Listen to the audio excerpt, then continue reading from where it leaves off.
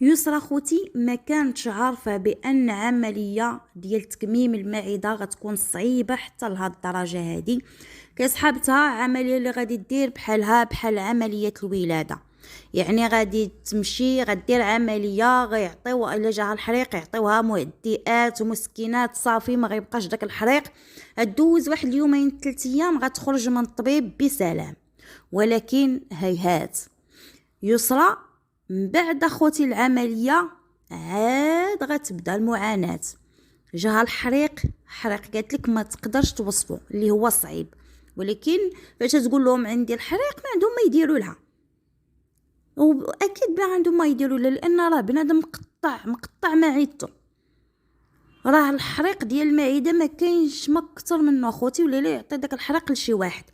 راه بنادم تياكل شي حاجه هكا فيها دهنيات ولا شي حاجه، وكيجي واحد الحريق اللي العرض تترشك في الجبين، اللي اخوتي رجليك ما كتبقايش قاده توقفي بيهم. كيجي واحد الحريق الا كليتي واحد الحاجه ما وافقاتكش، كيجي داك الحريق ديال المعده ما كتقديش توقفي حتى على رجلك، كتجيك السخفه. فما بالك هاد السيده هادي راها مقطعه من المعده ديالها، يعني مقطعين لها معدتها، اكيد غيجيها واحد الحريق صعيب وبزاف. ولكن غادي نقول لك يسرى، انت دائما كتسرعي في القرارات ديالك وكتفيقي من القرارات ديالك اللي غلطه فيهم تا كيفوت الفوت. السيده دارت العمليه، اللي عطا الله عطاه، عاد هي بدات كيتبان عليها حاله الندم. قالت لك انا ما كنتش ناويه يجيني هذا الحريق وانا ما كنتش عارفه، ودابا عفاكم بلا ما تبقاو تقولوا لي شي حاجه، لان اللي عطا الله عطاه فعلا، اللي عطا الله عطاه، ما عندك ما غديري صافي قطعتي معيتك. وغي نتمناو لك من هنا الفوق يكون خير، هادشي اللي غادي نقولوا لك. وداك الحريق راه اكيد غيكون اخوتي داك الحريق صعيب، راه حريق ديال المعده ما كاينش ما اكثر منه، صعيب بزاف. وكنتمناو لها انها توقف على رجليها وترجع لوليدها على خير، هذا هو اللي نقول. لان بزاف ديال الناس نصحوها ديري الريجيم راكي غتنقصي، ديري الرياضه ما ديريش العمليه، ولكن هي كانت معميه. السيده فاش خضات القرار بان تمشي دير العمليه ما مشات عند الدكاتره هنايا في المغرب، ما دارت عند الدكاتره وتشوف يعني السلبيات والايجابيات ديال هذه العمليه. ما دارت حتى شي حاجه، شدات الطياره مشات سنات على الوراق وكل شيء، عاد دخلت عند الدكتور اللي يشرح ليها، قال لها ها شحال نحيد 80% غادي نحيدوك من معدتك، يقدر يجيك نزيف النيس راه جاها. هي قالت لك راه حتى ردات اخوتي ردات الدم، يعني راه ما سهلاش باش غادي تردي الدم، ما سهلاش، يعني وغتكون تخلعات وغتكون بوحدها، يعني راه الله يكون معاها ولا يوقف معاها. ولكن هي ما كتفكرش، راه تيقول واحد المثل كثرت الماكله كتغلط، ايوا قلت الماكله كتضعف. صافي الا غادي ناكل بزاف باش غادي نغلط، غادي نقص من داك الماكله باش نضعف. والرياضه وهي باقا الحمد لله باقا صغيره، ولكن كما قالت اللي عطى الله اعطاه. ايه وحاجه وحده، واحد النقطه مهمه اللي نبغي نقولها لكم، اللي ما يقدرش يلتزم بالنظام الغذائي قبل العمليه راه ما غاديش يلتزم بالنظام الغذائي بعد العمليه. وبزاف ديال الناس اللي خرجوا قالوها من بينهم داك خديجه بنت البلاد، راه دارت هي عمليه تكميم ولكن ما قدراتش اخوتي، ودابا راه كتشوفوا راه رجعات كما كانت. يعني السيده قطعات من المعده ديالها ولكن السمنه راها فيها، بحال اللي كبات الماء في الرمله هكا، بحال هذا المثل هذا.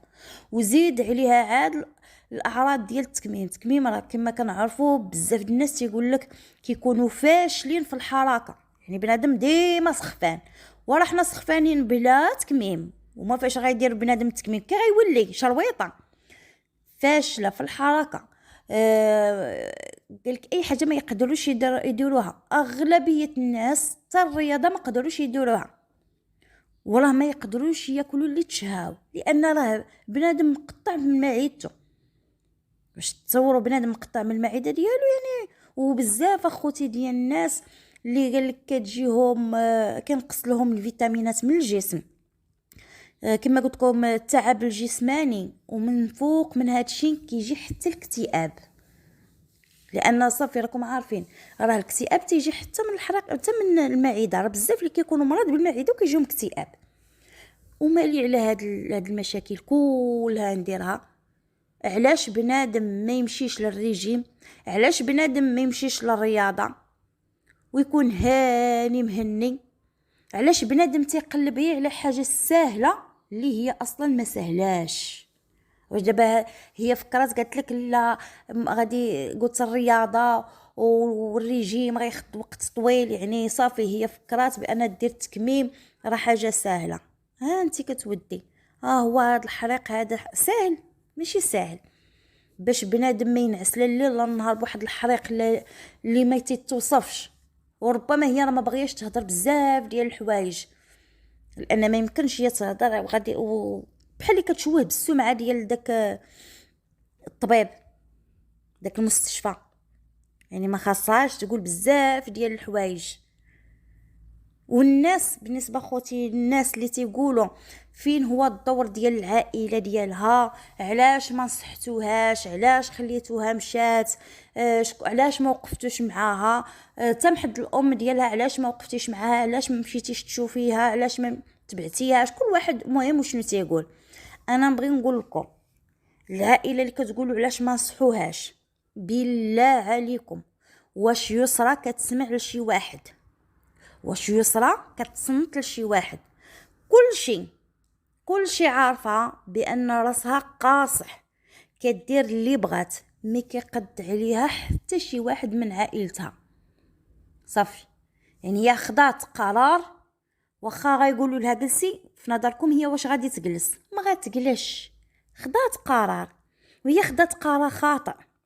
كسحبتها راه بحال الولاده، صافي غتهز صاكها غتمشي دير عمليه، غادي تفيق يعطيو الا جا الحريق يعطيوها مسكنات ديال الحريق صافي، وغادي تولي مزيان لاباس، وغترجع وغادي تلبس وغدير وغتفعل وغترك. المهم بنات وعلات.